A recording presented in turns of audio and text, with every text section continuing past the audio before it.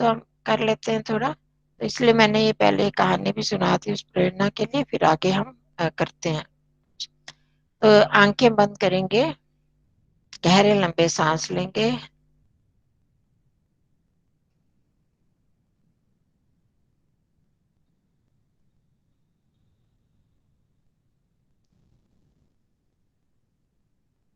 तीन बार ओम का उच्चारण। ओ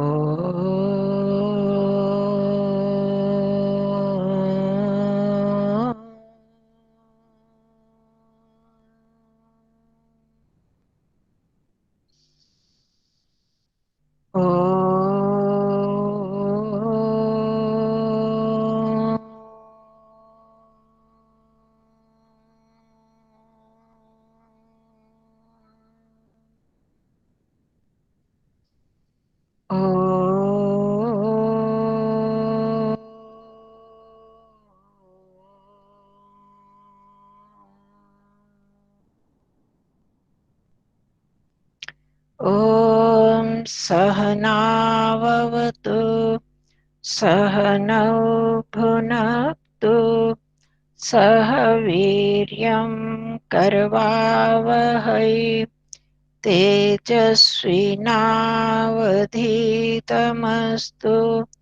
मा विद्विषावहै। ॐ शान्तिः शान्तिः शान्तिः। सर्वेभ्यो नमः। सबको नमस्ते जी। मनीषा जी आ गई? आपका तो तबीयत ठीक नहीं थी। हाँ जी, नमस्ते जी। ठीक हाँ नहीं है, जी। पर मैंने सोचा थोड़ा सुन ही लूंगी बस। चलो अच्छा, थोड़ा मन लग जाएगा लेटे लेटे जितना होता है।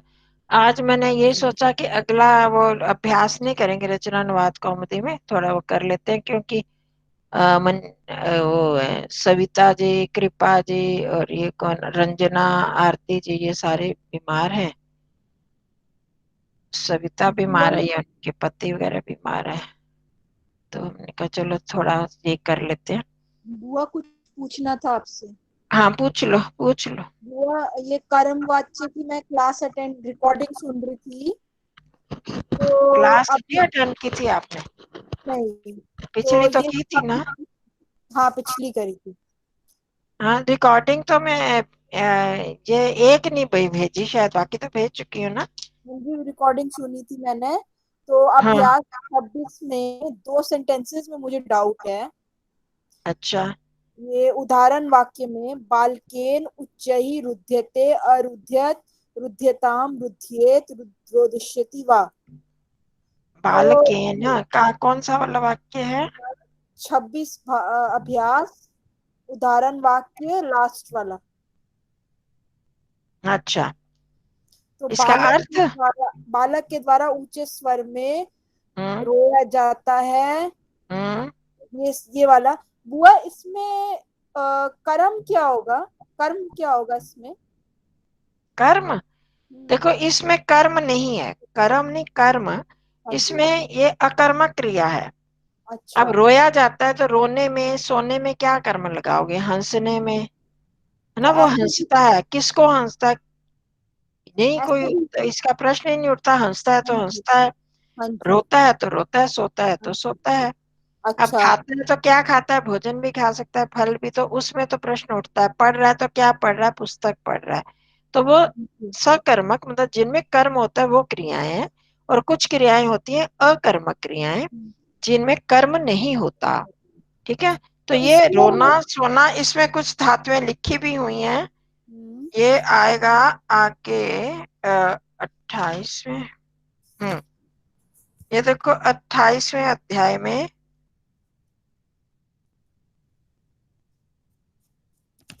यानी ये तो प्रेरणार्थक है। कुछ में था कि इन क्रिया, वो क्रियाएं जो है अकर्मक होती हैं। अकर्मक क्रिया मैंने भेजी थी ना, अकर्मक क्रिया धातुएं मैंने भेजी थी भेजी थी आपको। बहन जी, वो जिसमें लज्जा, रोना, हाँ हाँ, हंसना, मैंने आभा जाना एक आना। श्लोक लिख के और नीचे लिख के भेजी थी, अच्छा। अकर्मक क्रियाएं कौन कौन सी होती हैं। बुआ लेकिन फिर इसमें क्रिया किसके आधार पर लगेगी, कैसे लगेगी? जहां पर कर्म नहीं होता, बताया हुआ मैंने, आपने ध्यान से सुना नहीं होगा, हाँ जहां जी। पर कर्म नहीं होता, हाँ सिर्फ क्रिया और कर्ता होते हैं, वहां पर जो धातु है, क्रिया है, वो सिर्फ प्रथम पुरुष एक वचन के रूप में लगेगी। अच्छा ठीक है। ठीक है, वहां कोई भी कर्म है ही नहीं, कुछ नहीं है। भाववाच्य में भी ऐसे ही होता है, ये कर्म नहीं है तो भाव की तरह ही चलेगा। रोना भाव है, सोना भाव है, तो ये उसमें प्रथम पुरुष एक वचन के आधार पर लग जाएंगी। ठीक है ठीक तो है। ये हो गया रुद्यते रोया जाता, अरुद्यत रोया गया। रोया गया, रोया रुद्यताम रोए, जाए, रोए, वो रोए, रुद्यति ताल के रोए। द्वारा उच्च स्वर से रोया जाए, और रोया जाना चाहिए। रुद्येत हाँ रोया जाए, या रोया जाना चाहिए, रोदिष्यते और रोया जाएगा। रोगा। ठीक है, हाँ जी बस। बस। चलो ठीक है जी। तो ये तो आप लोगों ने किया होगा, कुछ याद तो किया ही होगा, जिस जिस जो जो स्वस्थ हैं, टाइम मिला जिनको, कर लेना। तो आज मैंने वो उसके ही भर्तृहरि का श्लोक ही निकाला है, उसको हम कर लेते हैं। एक मिनट। मनीषा जी, आपकी तबीयत वैसे ठीक है?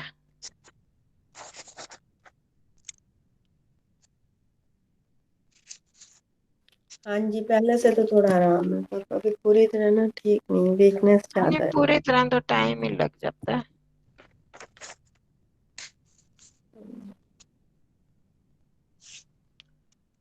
ये ना भयंकर वो हो रहा है रोग। दिखाई दे रही है स्लाइड? हाँ जी, दिखाई दिया? हाँ जी, दे रही है। हाँ, अब तो सबसे पहले आपको ही दिखाई दे रही है, पहले आपको नहीं दिखाई देती थी ना। ये मन पता चल गया बड़ी करण का जी, इसलिए हाँ, देखा, मेहनत करने से सब कुछ हो जाता है। सबसे ज्यादा मैं मेहनत तो तो मैं बड़ी कर भी लेती करती हूँ। हूँ यार, वो लिखती भी है, सब कुछ करती हैं ये। चलो, तो इसमें हमने पहले 4 श्लोक करे हैं इसमें। अब ये जो श्लोक है, इसमें बताया कि हमारी इंसान की जो आयु है कितनी है, और उसमें कितना कितना तो हमारा ऐसे ही चला जाता है जीवन, तो उसको हम ठीक तरह से प्रयोग में लाएं। तो ये प्रेरणा देने के लिए ये श्लोक है।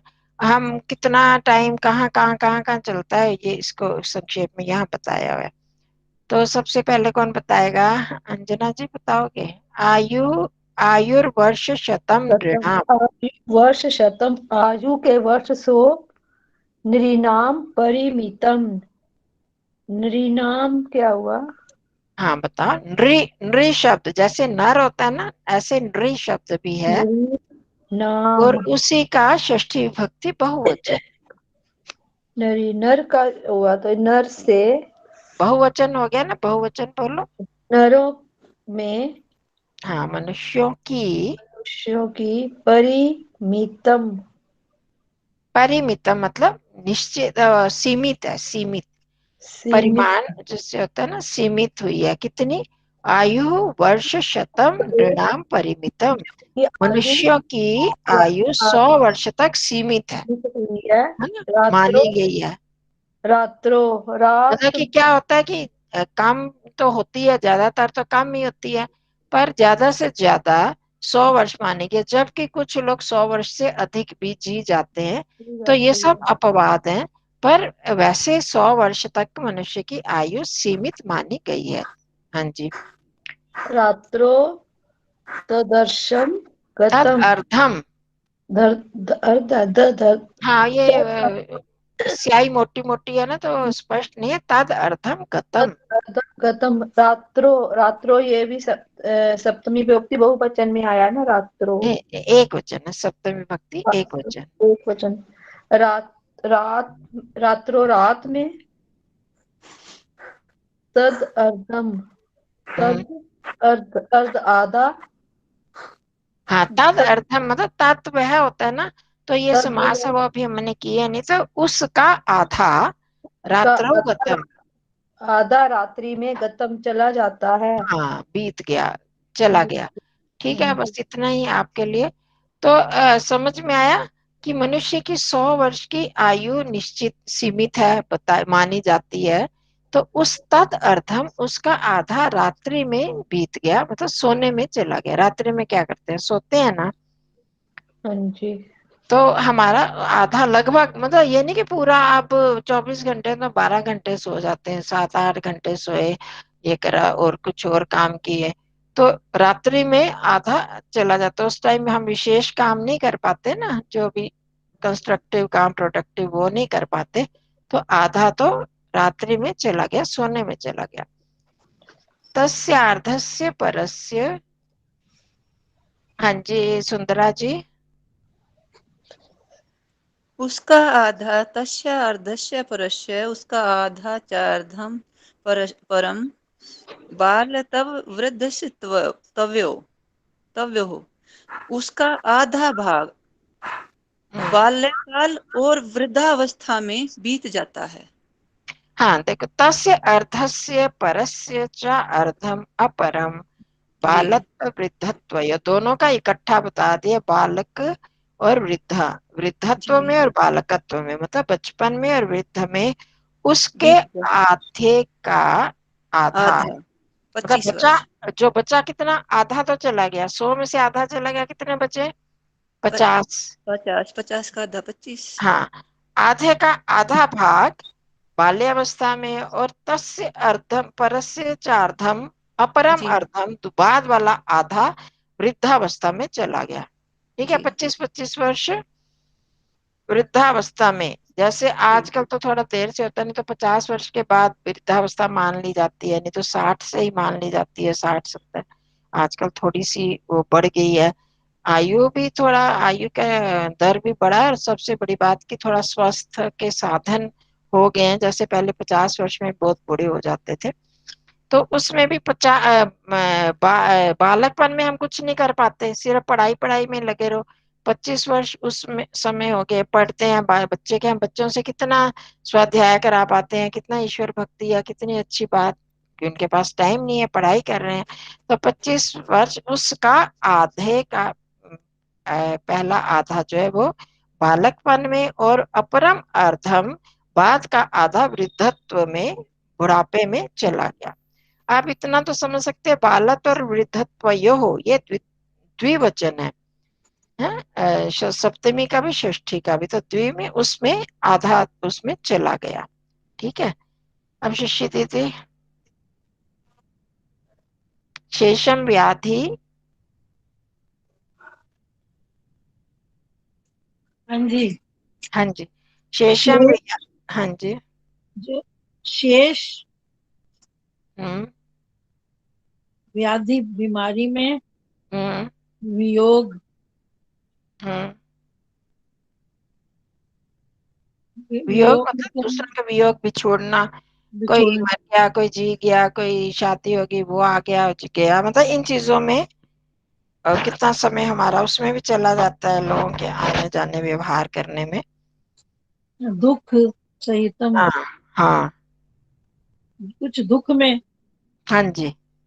सेवादि विनियते। हाँ, सेवा आदि भी नियते, र बन गया ना विसर्ग से, हाँ जी। हाँ सेवा जी। आदि भी नियते,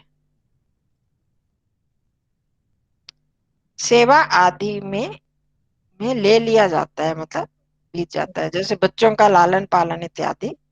चला गया, सेवा हाँ आदि में चला हाँ, गया। नियत है मतलब ले जाया गया, ले जाएगा मतलब बीत गया, बीत जाता है। हाँ जी। तो कितना 75 वहां पर मतलब 75 क्या 100 ही लगभग वहां भी बता दिए। और जो भी समय बचता है इनमें, ये जो ऊपर चीजें बताई, आधा रात्रि में चला गया, आधा बालकपन में चला गया, बचपन में, आधा वृद्ध अवस्था में, उनका आधा, तो उसमें जो शेष बचता है, मतलब बीच बीच में जो भी समय बचता है, वो क्या, कभी बीमारी होगी, बीमार हो गए उस समय, फिर वियोग में किसी का वियोग हुआ, वियोग का दुख उसके साथ भी ले सकते हैं, वियोग के दुख के साथ, और कुछ सेवा आदि में, बच्चों के पालना पोषण में, बड़े हो गए, घर में बड़े हैं, उनकी पालन मतलब उनकी सेवा आदि करना है, तो उसमें भी बहुत सारा समय चला जाता है ना। तो उसमें बीत जाता है। तो जीवे वारी, अब आगे कौन बताएगा आप में से? ये हैं पुष्पा बहन जी, शकुंतला जी, मनीषा जी, सत्या बहन जी, ये रह गए ना। राभा, हाँ बता दो। आभा आप बताओगे? जी। जीवे अच्छा जीवे कोशिश वारी करते हैं। तरंग चंचल तरे। जीव में सौर्यम, सौर्य न व्यंजन के सा है इसके साथ। सौख्यम, सौख्य, सौख्यम। सौख्यम, अच्छा सौख्यम कुतः जीवे प्राणिनाम। वारी तो इन्हें उनका बाकी बताने को बता रहे हैं। जीवन जो है वो जल के, वारी क्या होता जैसे है? जल, चंचल हाँ, जल की हाँ, तरह, वारी ऐसी जल कुछ होता है, तरंग मतलब तरंगे। तरंगों की तरह। हम्म, मनुष्य, इस जीवन में मनुष्य को सुख कहाँ है, सुख कहाँ जीवे है? वारी, कब? हाँ थोड़ा थोड़ा आप कर पा रहे हो। वारी तरंग चंचल तरे जीवे, मतलब कि जी। ये भावे सप्तमी एक बार आपको बताया था। तो कि मनुष्य का जीवन, जीवन पानी की तरंगों की तरह चंचल वाह, तर जीवन होने पर प्राणी नाम सौख्य, कुतः सौख्यम, सौख्यम प्राणियों को, कुतः, मनुष्यों को सौख्य मतलब सुख, सुख का भाव है। सुख का भाव हाँ, सुख ईश्वर, कुतः कहाँ से मिले? ईश्वर उपासना में ही है। वो तो वहां से आप बोल रहे हो ना, वो तो हमने बाद में करना, यहाँ उसके लिए कोई शब्द नहीं है, उसको हम अभी निष्कर्ष निकालेंगे। तो जब पानी के तरंगों की तरह चंचल मनुष्य के जीवन में सुख कहाँ पर है मनुष्यों के जीवन में, मतलब कि मनुष्य, और ये सारे समय इसमें चला जाता है, और इसमें भी जो मनुष्य का जीवन है वो किस तरह से है?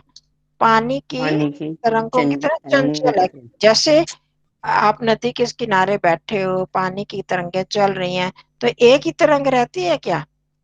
नहीं, कहीं आती जाती रहे, मतलब आती जाती एक रहती गई है। तरंग, उसके पीछे दूसरी आ गई, फिर तीसरी आ गई, एक तरंग खत्म, ऐसे चंचल होती हैं तरंगे, ना तो वो टिकती हैं, और वो खत्म हम्म, हो गई दूसरी आ गई, वो खत्म हो गई तीसरी आ गई। तो जैसे वो तरंगे इतनी चंचल हैं कि समाप्त हो जाती हैं एक के बाद दूसरी, इसी तरह मनुष्य का जीवन भी पानी की, जल की तरंगों की तरह चंचल है। तो वहां पर उस प्राणियों को सुख कहाँ? कभी कुछ हो रहा, आप अपने जीवन में भी देख लें। वैसे तो जीवन में बहुत तरह के सुख भी हमें लगते हैं, जब दुख आता है तो वो दुख बहुत ज्यादा होता है। पर अगर हम हर वक्त देखें, अब खासकर औरतों का, आदमियों बेचारे वो बाहर जाते हैं, उनको वहां तर उस तरह के दुख हैं। और जो औरतें महिलाएं घर में होती हैं, उनको अभी खाना क्या बनाए, खाना ये भी शायद सोच होती होगी, ये भी एक तरह का दुख। फिर कैसे बनाए, गर्मी में रसोई में घुस जाओ तो दुख लगता है कि नहीं लगता? हर चीज में दुख दुख दुख ये लगते रहते हैं, पूरी तरह सुख नहीं होता। और उसके पर बाद जीवन कब समाप्त हो जाए, कितना चंचल है, कभी कुछ हो रहा है कभी कुछ हो रहा है, तो वहां प्राणियों को सुख कहाँ हो सकता है? तो सुख जो असली है वो हम कहाँ पर देखेंगे? जो भी आप लोगों में जो भी थोड़ी देर भी ईश्वर की तरफ बैठ जाते हो, करते हो, उनकी इच्छाएं थोड़ी कम हो जाती हैं, बाहर की चंचलता कम हो जाती है, तो उस समय क्या होता है? उस समय हमें सुख लगता है।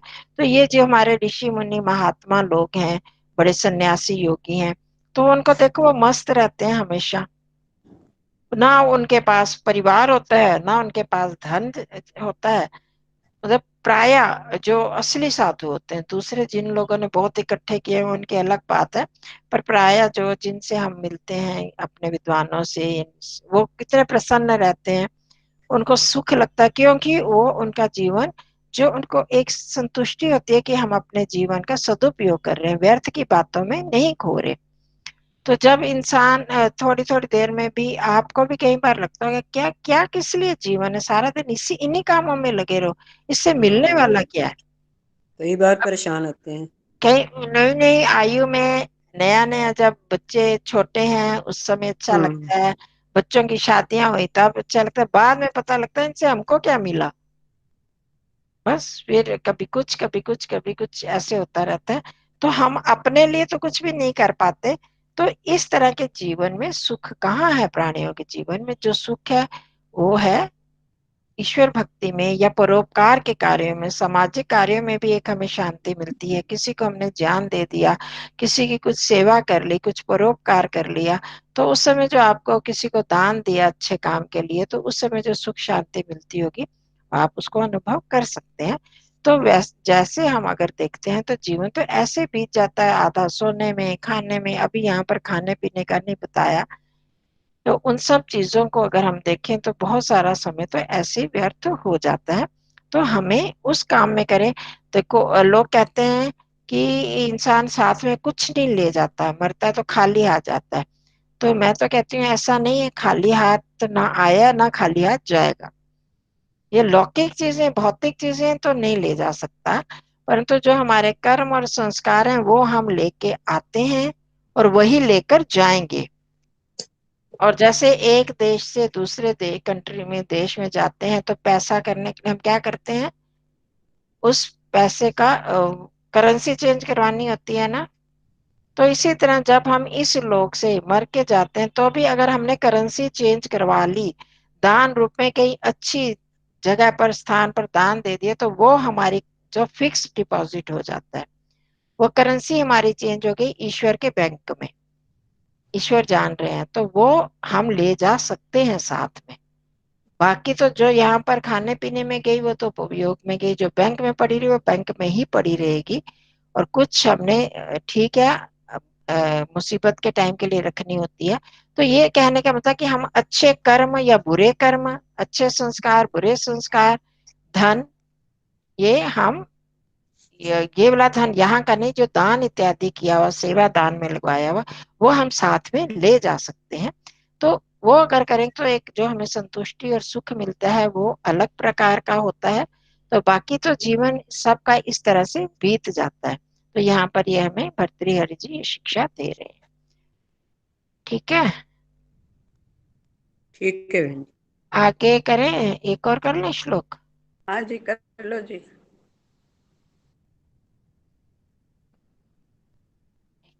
निकाल लो उसको।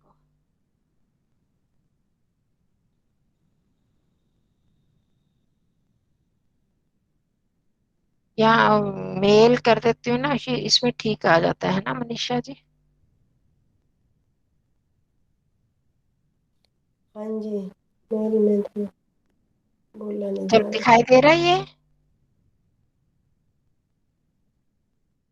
दिखाई दे रही है स्लाइड? हाँ जी बहुत अच्छी आचार्य जी, बहुत अच्छी दिखाई दे रही है। चलो, तो अब एक और बता रहे हैं। ये देखो, ये सारे वैराग्य शतक के हैं श्लोक। तो इस वैराग्य ही होता है इन श्लोकों को पढ़कर। तो इसमें बताया, आशा नाम नदी मनोरथ जला तृष्णा तरंग आकुला। एक नदी से हमारे जीवन की तुलना की है इसमें। तो करते हैं। आप किसकी बारी? उन्होंने बता दिया, उन्होंने। आभा आप बताओ। आशा नाम नदी मनोरथ जला।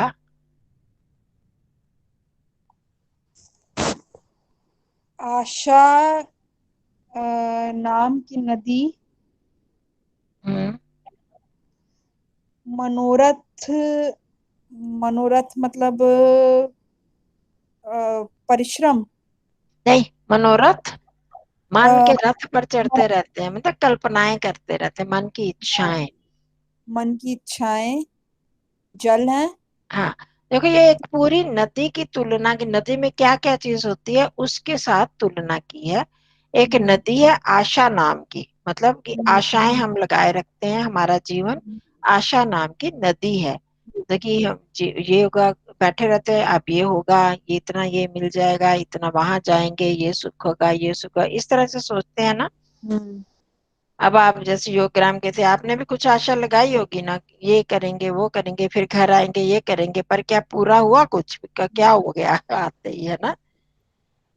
तो इस तरह से हर एक के मन में एक आशा हाँ बनी जी। रहती है। तो आशा नाम की नदी है, मनोरथ जल है, मन मतलब मन की जो इच्छाएं हैं वो जल है। नदी में क्या भरा होता है? जल है।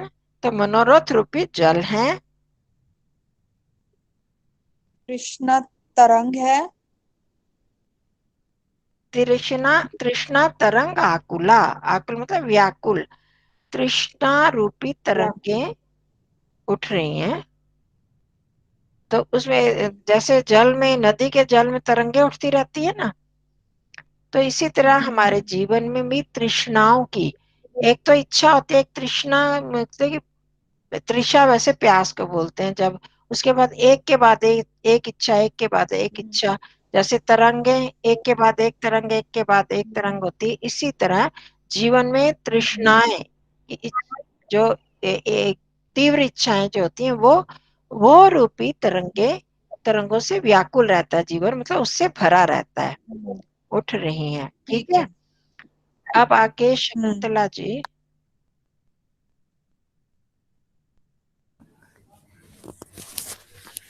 राग है, राग राग अग्रहवती तर्कः वितर्क विहगा धैर्य द्रुम ध्वंसिनी। धैर्य द्रुह मुझे नहीं आएगा इसका अर्थ। क्या ये ग्राह, ग्राह जो होता है मगरमच्छ को बोलते हैं। तो मगरमच्छवती मतलब युक्त वाली, राग ग्राहवती, वो नदी में बहुत सारे मगरमच्छ हैं। तो अब राग, राग द्वेष, राग में खाली राग नहीं, राग और द्वेष, राग वाला राग रूपी मगरमच्छ वाली, जिसमें जैसे नदी में मगरमच्छ होते हैं, तो हमारे जीवन में राग द्वेष इत्यादि मगरमच्छ जैसे रहते हैं।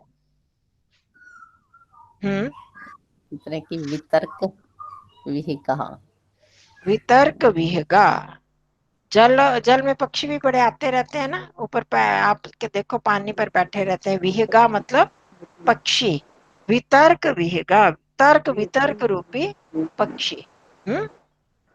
हर एक के साथ तुलना की है, राग ग्राहवती, राग द्वेष को, जैसे ऊपर आशा नाम नदी, आशा नदी, मनोरथ जला, तृष्ण तृष्णा तरंग आकुला, फिर राग ग्राहवती, वितर्क विहगा, धैर्य ध्रुम ध्रुम ध्वंसिनी, इस तरह से एक एक चीज की तुलना की है।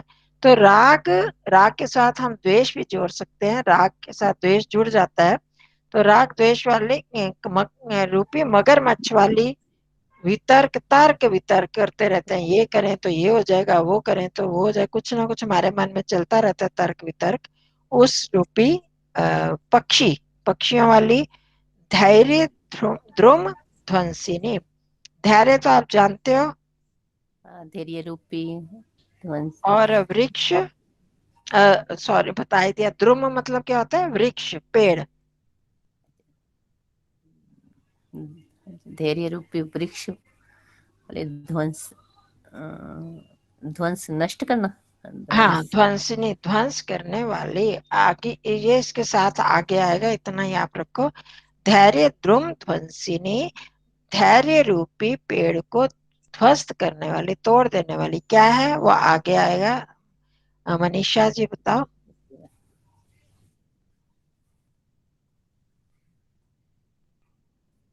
मोहावर्त सुदुस्तराति गहना,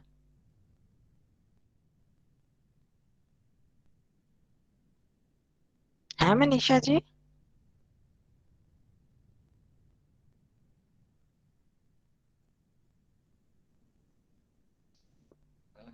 है कि नहीं? हाँ जी, मैं नहीं बता पाऊंगी अच्छा, आचार्य। कोई बात नहीं। तबीयत ठीक नहीं है मेरी। अब मैंने बाकी सबसे पूछ लिया ना, एक सत्याबन जी रह गई ना जी। चलो बताओ जी सत्याबन जी। हाँ जी, कित गया वो, बोलियो जी, वो तो गया। हाँ हाँ जी। वो गया, मैं देखने के लिए बोला था।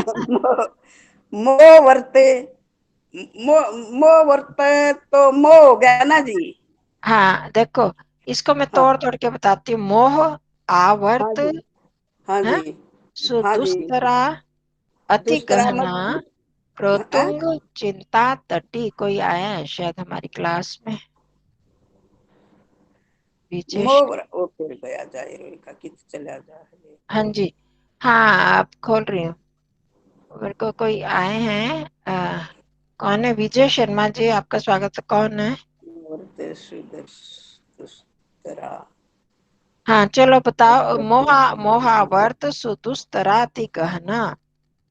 हाँ यो तो मो हो गया, वर्त हाँ, आवर्त होता है भंवर। भवर। हाँ जैसे भवर, जैसे लहरें भवर में जाती है ऐसा जी है। हाँ देखो, भंवर क्या होता है? भंवर ऐसे हाँ होता है जी, ना, गोल गोल गोल गोल जो हाँ जी, हाँ लहरें। जी, हाँ हाँ, जी, हाँ जी। उनको सुदुस्तरा, बहुत मुश्किल से दूसरा तैरे, उसमें जिनको मिल तैरा जाती नहीं है, जा सकता। दूसरा उसे भवर में मिल जाती है जैसे लहरें, ऐसा होगा ना जी, अक नहीं। हाँ, इसमें ऐसे है। वो कैसे हाँ है? जी, ये धैर्य द्रुम ध्वंसिनी के साथ मिला है। मोहावर्त सुदुस्तरा की मोह दूसरा। रूपी भंवर, मोह रूपी हाँ जी, भंवर से। भवर। हाँ जी। हम्म और ये जो हमारी इच्छाएं हैं, हम्म दूसरा इनका, ये भवर में मिल जाती हैं। नहीं, इच्छाएं नहीं। देखो मैंने कहा, अभी बताया, धैर्य दूसरा, द्रुम, धैर्य दूसरा। रूपी वृक्ष को तोड़ने के लिए, ध्वस्त हाँ करने जी, के लिए मोहावर्त, ये मोह रूपी भंवर है, भंवर हाँ जी, वाली नदी हाँ है, जी, जिसमें मोह, अज्ञान, मोह का ज्ञान, अज्ञान भी कह सकते हो, और मूढ़ता, ये इस हाँ जी। रूपी भंवर वाले, भंवर सुदस्ता। जब पढ़ते हैं कोई भी चीज भंवर में फंस जाए तो वो ध्वस्त हो जाती है। हाँ, तो नाश हो जाता है। हाँ, तो उस धैर्य, उसमें धैर्य खत्म हो जाता है हमारा। हाँ जी, इसमें तो धैर्य को यहाँ पर पेड़ कहा, वृक्ष कहा, तो वो हाँ नष्ट जी, हो जाता है मोह रूपी भंवर में। हाँ भंवर को नष्ट, जी, हाँ, धैर्य को नष्ट करने वाली मोह रूपी भंवर वाली नदी है ये। हाँ जी। फिर सुदुस्तरा, अति गहना। अति गहरी है जी। हाँ, बहुत गहरी, सुदुस्तरा। हाँ जी, सो हाँ जी, दुस्तरा। मतलब इसका अर्थ क्या है? सो दुस्तरा, ये जो बहुत, ये भंवर जो है, नदी जो है, ये बहुत भंवर का गहरी है। बात खत्म हो और गई। आप सुदुस्तरा अति गहना, इतना हाँ जी, बता। ये दुस्तरा, ये नदी जो है बहुत गहरी है।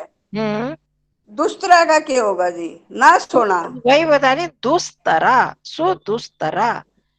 जो आराम सुदुस्तरा। से तैरी जा सके वो सुतरा होती है। सुदुस्तरा मतलब कि बहुत कठिनाई से तैरी कठिना। जाने वाली अति गहरी नदी है। इसको तैरना हाँ, बहुत कठिन है, क्योंकि बहुत गहरी है ये।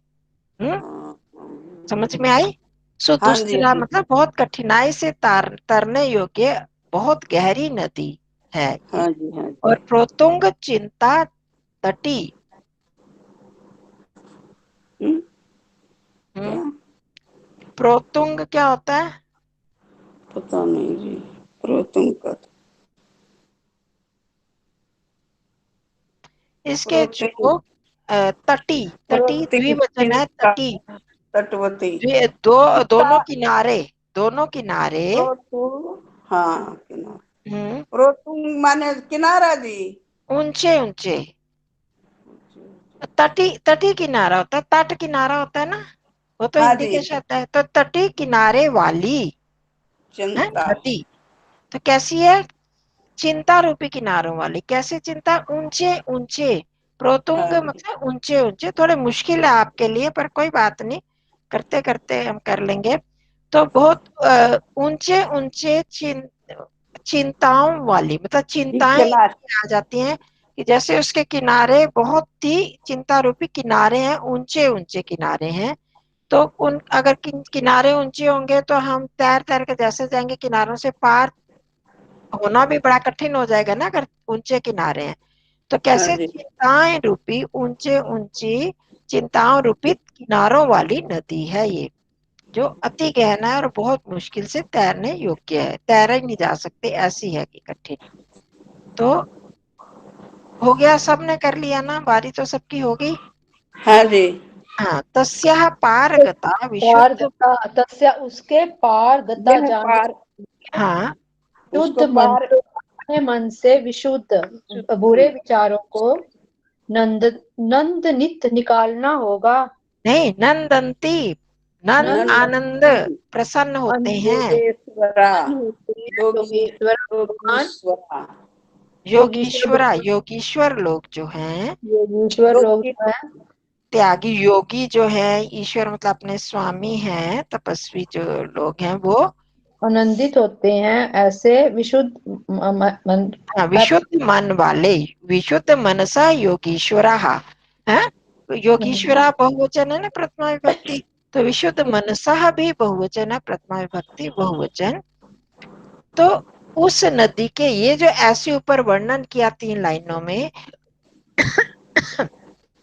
उस नदी के पार हुए हुए ये विशुद्ध मन वाले और योगीश्वर लोग, योगी ईश्वर वो प्रसन्न होते हैं। इस नदी को वो पार कर जाते हैं। कौन पार कर जाते हैं? जो कि विशुद्ध योगी मन वाले हैं और योगी हैं, ईश्वर हैं, जिन्होंने अपने ऊपर, ईश्वर का भगवान मतलब क्या होता है? स्वामित्व, अपने ऊपर जिन्होंने इंद्रियों को जीत लिया, जिन्होंने मन को जीत लिया, उनके ईश्वर बन गए, तो वो प्रसन्न होते हैं जब इस नदी को पार कर लेते हैं। हम तो दुखी क्यों होते हैं कि इस नदी में डूबे हुए, वहां पर क्या क्या है, कहीं पर तृष्णाओं के तरंगे हैं, और राग राग द्वेष के मगरमच्छ हैं, मोह तर्क ममता वितर्क चलता रहता है हमारे अंदर, तो वो अच्छी मोह तरह ममता पक्षी का तर्क वितर्क चलता धैर्य है। को नष्ट करने वाले ये भंवर हैं। और जिन लोगों में धैर्य हो जाए, ये सब हो, तो वो तो फिर इस इतनी मुसीबतें आने पर भी धैर्य रख पाते हैं ना। तो उनके अंदर तृष्णाएं नहीं ज्यादा होंगी, मनोरथ ज्यादा नहीं होंगे, है ना, ना राग द्वेष नहीं होगा, तो ये मगरमच्छ भी नहीं होंगे। तर्क वितर्क ज्यादा नहीं चलते, ये जो जलीय जो खतरनाक पक्षी हैं वो तंग नहीं करेंगे, धैर्य उनके जीवन में रहेगा, तो वो इस नदी को आराम से तर जाएंगे। तो जब धैर्य नहीं होता, कोई किसी भी कार्य को करने के लिए धैर्य की आवश्यकता होती है, तो जब ये नहीं होगा तो आराम से धैर्य होने पर उनका ये मोह आवर्त नहीं होगा, तो धैर्य रहेगा, और धैर्य रहेगा तो वो उस वृक्ष पर चढ़ जाएंगे और इन संकटों से बच जाएंगे। और चिंता नहीं होगी तो इतने ऊंचे ऊंचे किनारे नहीं होंगे, इस नदी को तर जाएंगे। तो कौन हो सकते हैं? जो जिनका मन शुद्ध है और जो योगी हैं, ईश्वर हैं, जिनका अपने पर स्वामित्व है, वो इस नदी के पार होकर नंदनते प्रसन्न हो रहते हैं, वो खुश होते हैं। उनको ना चिंता तंग करती है, ना ये तृष्णाएं तंग करती हैं, और ना ही मगरमच्छ, राग द्वेष नहीं है, मगरमच्छ नहीं होंगे, तर्क वितर्क नहीं होंगे, तो ये पक्षी नहीं तंग करेंगे। और मोह नहीं होगा तो भंवर नहीं होगा, भंवर नहीं है तो उसमें फंसेंगे नहीं। तो इस तरह से वो अपने जीवन को आराम से ले जाते हैं और प्रसन्न होते हैं। तो इस नदी में नहीं फंस पाते, इस नदी को पार कर जाते हैं। ठीक है। तो इसने आचार्य जी, इसने संसार रूपी नदी भी कह सकते हैं हाँ क्या? जी, हाँ, संसार रूपी नदी भी हाँ कह जी, सकते हो, जीवन रूपी नदी भी कह सकते हो, हाँ जी, हाँ जी, हाँ भाव जी, सागर बोलते हैं ना जिसको हाँ हम, जी, हाँ जी, भव सागर, हाँ जी, तो वो है, उसके लिए उस तरह से बताया है कि हाँ जी, हाँ जी, जो ये नदी क्या है, आशा नामक नदी, हमने आशाएं रखी हैं, आशा लगाते हैं, फिर उसमें मनोरथ बना रहते हैं, मन में कोई ना कोई इच्छाएं चलती रहती हैं, फिर तृष्णा बढ़ती है, फिर राग, उस चीज से राग होता है, फिर तर्क कैसे पाए, कैसे करें, ये तर्क वितर्क चलते रहते हैं, फिर मोह, कभी ज्ञान का मोह आ जाता है, तो फिर उसको हम पार नहीं कर पाते, इसी में डूबते तरते रहते हैं। तो उसको पार करने के लिए हमें क्या करना होगा? मन को शुद्ध बनाना होगा, योगी और ईश्वर। या अभी भी आप देखो, संसार में जब आप हो, घर में हो, परिवार चला रहे हो, तो उस समय भी अगर आप में धैर्य हो, क्या हुआ आभा को, अगर उस समय भी हमारे में धैर्य हो, ज्यादा तृष्णाएं ना हो, ज्यादा इच्छाएं ना हो, तो हम बड़े शांति से चला पाते हैं जीवन को, है ना। हाँ जी, हाँ जी, तो जिसमें जितनी इच्छाएं होंगी उनका जीवन उतना ही अशांत होता है। ऐसा दुखी सबने हो, देखा होगा, सबने अपने किया होगा, अपने जीवन में अनुभव तो करते ही हैं। जब मन में अशांति जब भी होती है तो देखना क्यों है अशांति, कि ये इच्छा ये मेरी पूरी नहीं होगी, मेरे मन में क्या आशा लगाई हुई है ना, बच्चों से क्या आशा लगाई और चीज लोगों से क्या आशा लगाई है, या धन की क्या आशा लगा के रखी है, क्या इच्छा है, ये पूरी होनी चाहिए, ये भी होना चाहिए, ये भी होना चाहिए। जितने जितनी हमारी बढ़ती जाती है उतने उतने दुख बढ़ते हैं, और जितना अगर ये जितने काम होंगे उतने हम शांति से अपना जीवन व्यतीत कर पाते हैं। हाँ जी, हाँ चीज जी। बताइए वो तभी हो पाती है जब हमारा इंद्रियों पर वश में होता है, मन हमारा शुद्ध होता है, हम ईश्वर की तरफ जुड़े होते हैं। तो ये सब चीजें साथ साथ, तो ये इसका ये मतलब नहीं है कि संसार छोड़कर हम बैठ जाएं, करें न्यायपूर्वक धर्म पूर्वक संसार का भी व्यवहार करें, और साथ में एक बैलेंस बनाकर रखें अपने साथ कि किस तरह से कहाँ पर बच्चों के साथ कैसे व्यवहार करना है, कितनी इच्छा करनी है। जो इच्छाएं तो होती हैं कि हमने ये करनी है, जब हमें पता लगा कि इससे आगे हम बढ़ नहीं सकते, हमारी इतनी कैपेसिटी नहीं है, मैं अब ये सोचूं कि मैं खूब मीलों चल लूं, तो मैं नहीं चल सकती, तो मेरी इच्छा तो नहीं होगी मैं वहां भी घूमाऊं वहां घूमाऊं, तो फिर तो हमें स्वास्थ्य नुकसान करेगा, नहीं हम कर पाएंगे। तो हमें उतनी देखना है, अपनी सामर्थ्य को देखते हुए, शक्ति को देखते हुए हमें अपनी इच्छाओं को बनाकर रखना होता है, और धर्म पूर्वक इच्छा करेंगे तो वो सीमित ही होंगी। इसीलिए जो ध्यान में आते हैं उनको पता है कि यम नियमों का हमने जब किया था, अहिंसा सत्य अस्तेय ब्रह्मचर्य अपरिग्रह, अपरिग्रह इसीलिए ही आता है वहां पर कि आवश्यकताएं ही जितनी है उतना इकट्ठा करें, अनावश्यक चीजों को, अनावश्यक विचारों को इकट्ठा नहीं करेंगे, नहीं जोड़ेंगे, तो हमारी शांति बनी रहेगी, नहीं तो फिर हम अशांत हो जाते हैं। ठीक है, आज हमारा थोड़ा सा हमने संस्कृत जो जो नए नए शब्द आए उनको आप नोट कर लो, हैं? हाँ ये जी, दूसरे हाँ जी। वाले दूसरे श्लोक में तो बहुत ज्यादा आए हैं, मोह हाँ जी, मोह आवर्त धैर्य द्रुम ध्वंसिनी, इस तरह से इनको लिख लेना, ठीक है? हाँ जी, हाँ जी। तो फिर थोड़ा और इन पर दंशनी थोड़ा तो विचार करें। दंशनी का जी क्या होगा, नष्ट करना या और हाँ, कुछ ध्वंसिनी लिखना है? नष्ट करने वाली, हाँ जी, हाँ जी। ध्वंस होना, ध्वंस मतलब नाश हाँ, होना, और नाश होना। हाँ ध्वंसिनी जी, उसको नष्ट करने वाला, हाँ जी, वो हाँ जी। स्त्रीलिंगी है, ध्वंस करने वाली। विहंगा पक्षी ठीक होगा। है जी, तो हाँ अपना जी। ये तो हमने कर लिया, उसको भी याद करते जाओ जो राग जो मैंने कहा, राग कर्म द्रोह वाच्य के, की। और एक मिनट सत्यावन जी, ऋच प्रेरणार्थक जो धातुएं हैं उनके भी सारे रूप देख लो, कर्म वाच्य वाले थे उनको भी दोहरा लो, और जो धातुएं शब्द रूप दिए हुए उनको थोड़ा थोड़ा करते जाओ। मैडम ये आपने दिया थे ना, ये द्री का क्या होगा, धार्यती होगा इसका? द्री ठीक है, हाँ, द्री का धार्यती होगा? किसमें ये प्रेरणार्थक में? प्रेरणार्थक शब्दों में जो दिए थे ना आपने कल हाँ उसके हाँ, ऊपर, धारयति, धार्यती। धार्यति। और दृश्य का दर्शयति। दर्शयति, दर्शयति। दर्शयति, दर्शयति। दर्शयति। हम्म, धार्यति मन लिखा था किस लिख रखे? धारयति। धारयति, द्री मतलब धारण करना। और हाँ दुह जी, हाँ दुह जी, का जी, दुहयति। हाँ, दोहयति, दोहयति। हाँ जी।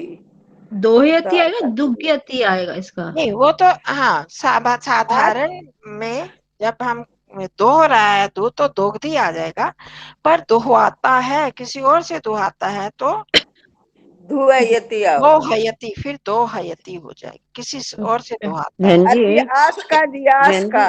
जी, ये हाँ हन का शब्द रूप है ना, जो हन का शब्द रूप, इनकी जैसे पहले हंती हताह हनंती घनंती, में आधा है घनंती, आएगा। घनंती आता है, फिर हंती हनंती हता मतलब आधा घनंती, है पूरा है? घ घ आधा है, घनंती, हाँ हाँ ह ह तो पूरा हाँ, है, हनंती। अंती हनंती नहीं होता, देख, घनंती होता है, घ आधा ऊत। घ। और जी यो अच्छा है ये ना, ख उत आएगा। गमा हाँ, आधा घ है, स्त्री। घनंती, हंती का अंती हता खनंती बन जाएगा। घनंती। हाँ लिखा था हंती दार्यति। का खनंती बन जाएगा। हाँ जी, हाँ जी, अच्छा घनंती उसका इसमें आया, लग अच्छा, जाता है। अच्छा वो घ है, वर्ड घ वर्ड है। हाँ जी, आधा घ। क्या ठीक है है ये बहन जी। वर्ड, कहाँ पे है?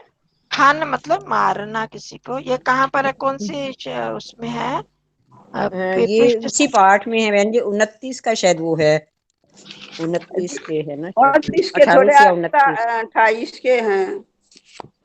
अध्यास का जियास का, तो जब हम करेंगे तो फिर कर लेंगे ना, अभी तो क्या चलती है फिर अगले हाँ जी, अगले ये 28 में तो सबका क्या क्या था, 29 में है इसी का ही। हाँ 29 में, 29 अभी हन, हमने नहीं हाँ किया हन है। धातु के, हाँ अभी 29 हमने के नहीं हन किया धातु में। 29, जब करेंगे तो फिर देख लेंगे। हाँ धातु 32 है, धातु संख्या 32।